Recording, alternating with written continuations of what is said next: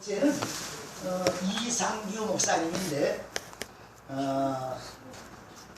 무명의 사사들인데 우리 사사기 10장 그냥 찾아서 읽어보겠습니다. 사사기 오늘 사사기 본문이 많은데요.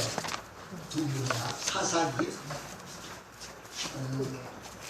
10장 1절에서 5절까지 제가 한 절 보고 여러분이 한 절 보시고 가겠습니다. 제가 1절입니다. 아비멜렉의 뒤를 이어서 이사갈 사람 도도의 손자 부의 아들 돌라가 일어나서 이스라엘을 구원하니라. 그 에브라임 산지 3일에 거주하면서 사사가 된 지 23년에 죽음에 3일에 장사되었더라. 다 같이 한 목소리를 좀 하십시다. 그 후에 길르앗 사람 야인이 일어나서 22년 동안 이스라엘 사사가 되니라. 그에게 아들 30명이 있어 어린 나귀 30을 갖고 성읍 30을 가졌는데 그 성읍들은 길라 땅에 있고 오늘까지 하돈 야일이라 다 부르다. 같이입니다. 야인이 죽음에 가문에 장사되었더라. 아멘.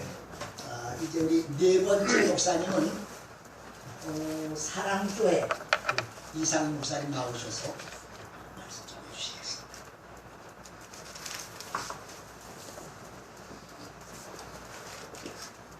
맞습니다. 벌써 프렌저 선교회가 10년이라는 세월이 되었다고 합니다. 초기에 시작할 때 계신 분도 있고 새로 오신 분도 많이 있는 것을 봅니다. 오늘 우리 목사님께서 사사기를 선택해서 말씀을 전했는데 저는 다른 관점에서 본문은 다르지만 다른 관점에서 바라보는 시간을 갖고자 합니다. 우리는 다 하나님의 부르심을 받아 하나님의 일을 하기 위해서 하나님께서 세워주셨습니다. 그런데 누구나 다 이 부르심에 받아서 누구나 다 참 하나님 뜻 가운데 늘 잘하기를 원하고 있는 것이 우리의 모습이 아니겠습니까? 그래서 다윗같이 위대하게 쓰임받고 싶고 조영기 목사님처럼 위대하고 또 그 위에 많은 위대하게 쓰임받는 목사님처럼 쓰임받고 싶은 것이 우리의 마음이 아니겠습니까? 이렇게 다윗을 위대하게 쓰임받아서 하나님께서 내 마음에 합한 자라 그렇게 말씀을 하셨습니다. 신약에 와서는 예수를 믿는 자들을 핍박하다가 다메섹 도상에서 우리 주님을 만남으로 인하여 하나님 앞에 위대하게 쓰임받는 사도 바울을 보게 됩니다.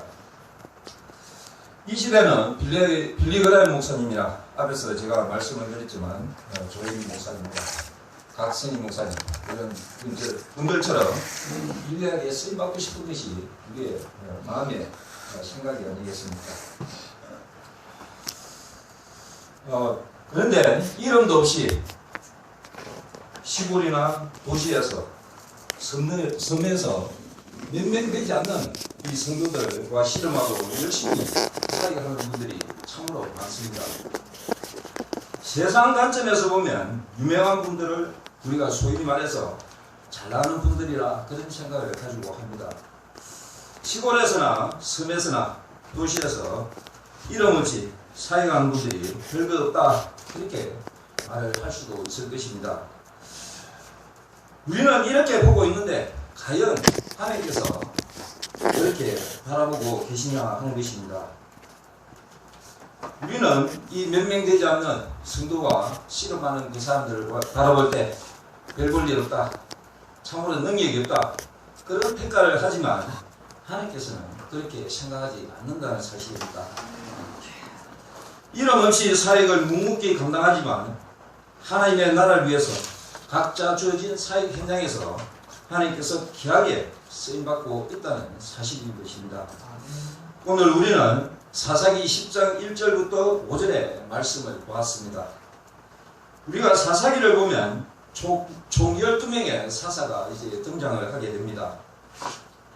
그런데 이들 사사 가운데 삼손이나 기도원이나 이런 유명한 사사들은 설교를 우리가 많이 합니다.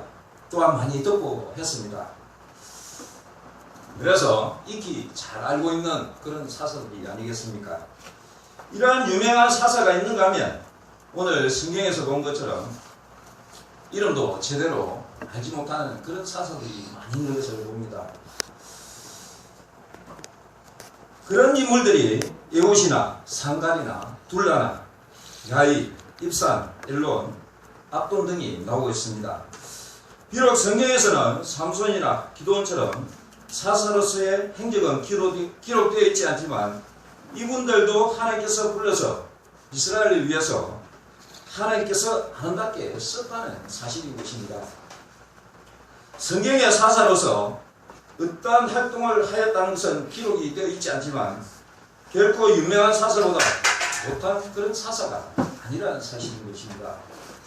우리도 마찬가지를 믿습니다. 우리가 교회가 몇천, 몇만, 몇십만이 그런 목회를 하지 못하고 있을지라도 결코 열등감을 가져서는 아니 될 줄 믿습니다.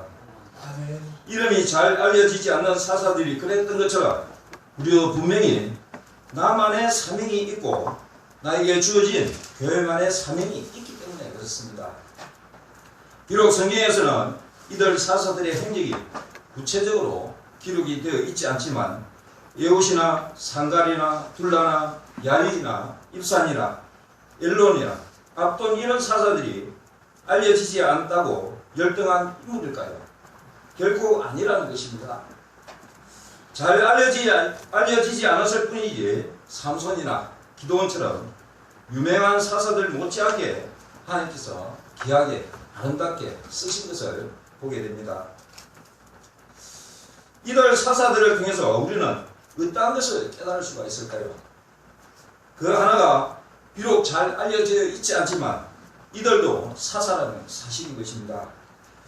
일반적으로 에봇이나 상갈이나 둘라나 야일이나 엘론이나 이런 사사들이 널리 알려져 있는 사사가 아닙니다. 운니엘이나 기드온이나 드보라나 입다나 삼손같이 삶의 행적이 자세히 기록되어 있는 그런 사사들이 아닙니다. 그렇지만 이들도 이스라엘 사사로서 하나님 앞에 쓰인다는 사실입니다. 사사는 많은 역할이 있지만 재판관으로서 중요한 역할을 감당했던 것을 봅니다. 또 왕이나 제사장이나 선지자의 역할까지 하게 되었습니다. 이 사사들의 역할이 이런데 얼마나 중요한 일을 한 사사들입니까? 그러니까 성경에 기록된 분량이 적다고 해서 이름 없는 사사들이 가치 없는 그런 사사가 아니라는 사실입니다. 성경을 보면 우리에게는 각자의 달란트와 사명이 있다고 말씀을 하고 있습니다. 고린도 교회를 보면 이런저런 갈등이 참으로 많았던 것을 보게 되는데 그 중에 하나가 은사와 직분 문제로 갈등을 겪는 것을 봅니다. 한마디로 말하면 좋은 은사와 좋은 직분이 있다는 것입니다. 최선의 기반 없이 된 최고는 결코 그것으로 인해서 무너지고 만나는 사실입니다. 그래서 우리는 자신에게 주어진 자리에서 최선은 최고가 되는 길이라는 것입니다. 7명의 사사들은 널리 이름을 알려지지 않았지만 사사로서의 최선을 다한 삶을 살았던 그런 분들입니다. 그러니까 우리도 7명의 무명의 사사들을 보면서 우리가 비록 방송에 나와서 내 얼굴을 알리지 못하지만 신문에 광고가 나오지 않지만 많은 교회에서 초청해서 설교를 하고 있지 않지만 내게 맡겨준 이 직분을 충실히 감당하기 때문에 하나님으로부터 인정받는 목회자라는 사실을 기억하시기 바랍니다. 또 하나는 비록 잘 알려지지 않는 사사일지라도 하나님께서 놀라게 쓰임받는 사실을 우리는 알아야 한다는 것입니다. 오늘 본문 1절과 2절에 보니까 둘라가 이스라엘을 구원하였고 사사로서 23년을 살았다. 그렇게 기록을 하고 있는 것을 봅니다. 이 23년 동안 사사로서의 직분을 감당했으며 얼마나 사사로서 많은 일을 했겠습니까? 그런데 누구의 아들로 태어났고 23년 사사로 지내다가 죽어서 3일에 장사되었다. 이렇게 딱 기록되어 있습니다. 둘라 외 6명의 사사도 자세한 그들의 행적을 기록을 하고 있지 않는 것을 봅니다. 그러나 이스라엘이 위기에 처했을 때 하나님은 이들 사사들을 세우셔서 이스라엘을 구원했다는 사실입니다. 나라를 구하게 되고 하나님의 영광을 이들 사사들을 통해서 드러나게 하셨습니다. 놀랍게 쓰임을 받았다는 것입니다. 누가복음 10장에 보면 주님께서 70인을 세워서 각 동네와 각 지역으로 둘씩 짝을 지어서 이제 보내시면서 천국 복음을 전하게 하시는 것을 봅니다. 주님께서 명령한데 70인은 나가서 전도하게 되고 이제 주님께 돌아와서 주님께 어떤 고백을 하고 있습니까? 누가복음 10장 7절에 보면 주여 주의 이름이면 귀신들도 우리에게 항복하더이다 그렇게 말씀을 하고 있지 않습니까? 우리는 이 70인이 누구인지 이름이 무엇인지 전혀 모르고 있습니다. 그러나 이들 70인을 통해서 귀신이 항복하고 복음이 전해지는 놀라운 역사가 있었다는 사실입니다. 중요한 것은 믿음으로 나가는 것이라는 것입니다. 믿음은 내 능력을 보는 것이 아니라는 것입니다. 내 힘이 아니라 믿음은 하나님을 바라보는 것인 줄 믿습니다. 하나님의 명령에 순종하는 것인 줄 믿습니다. 우리가 쓰임을 받느냐 쓰임을 받지 못하느냐 차이는 무엇을 바라보느냐 거기에 있다는 것입니다. 히브리서 10장 2절에 보면 믿음의 주여 또 온전케 하신 이 예수를 바라보자 그렇게 말씀을 하고 있습니다. 이처럼 이 말씀처럼 예수님을 바라보고 살면서 주님 앞에 귀하게 쓰임받는 나와 여러분이 되시기를 바랍니다. 또 하나는 비록 널리 알려지지 않는 사사들이지만 능력 있게 사명을 감당했다는 것입니다. 사사기 3장 31절의 말씀에 보면 상갈이라는 사사가 나오고 있습니다. 상갈이 엄청난 일을 하게 되는데 소를 모는 먹대기로 블레셋 사람 600명을 죽여 이스라엘을 구원했다 그렇게 말씀을 합니다. 또 삼손이 나귀 특배로 1000명을 죽였다 그렇게 말씀을 하고 있습니다. 사사기 12장 13절부터 15절의 말씀을 보면 압돈이라는 사사가 나오고 있습니다. 이 압돈은 한 일이 별로 없습니다. 아들 40명과 손자 30명이 있다고 했습니다. 어린 나귀 70마리를 탔다고 말씀에 기록하고 있습니다. 그리고 사사로서 8년을 지냈다 그렇게 기록하고 있습니다.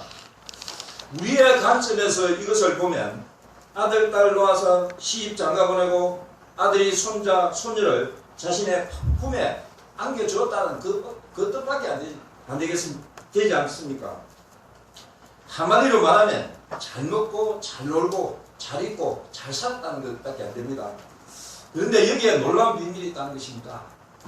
그 사사가 그렇게 하기까지는 그만큼 이스라엘을 잘 통치하고 다스렸다는 것입니다. 그러니까 나라가 안정되고 가정이 안정되고 모든 사회가 안정이 되니까 그런 것을 누린다는 것입니다.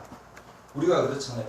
내가 비록 목회는 남이 볼 때 시원찮지만 내 주위에 범죄가 없고 내 주위에 사람들이 복을 받고 내가 교회 섬기는 그 주위에 많은 좋은 일들이 생기면 결국 큰 일을 하신 것이라는 것입니다.